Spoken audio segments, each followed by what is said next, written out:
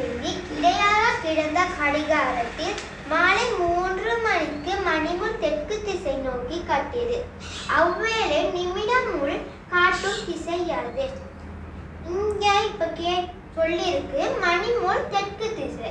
அப்ப இதுல நிமிடம் முள் இது, மணிமுள் இது. மணிமுள் தெற்கு திசை. அப்ப இங்க தெற்கா இருக்கணும்.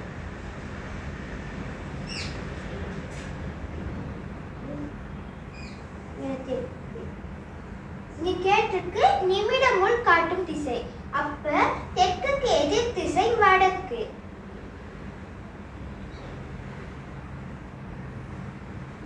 வடக்கு வடக்கு என்னன்னா கிழக்கு இங்க இருக்கும்.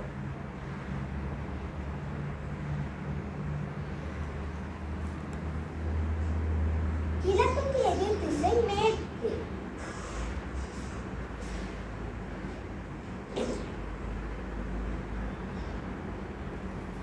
கேட்டுக்கு நிமிடம் காட்டும் திசை யாது? இப்ப மணிமுள் தெற்கு திசையை காட்டுச்சுன்னா நிமிடமுள் கிழக்கு திசைய காட்டணும். அப்ப 11வது கேள்விக்கு விடை கிழக்கு. 2வது விடை. நன்றி.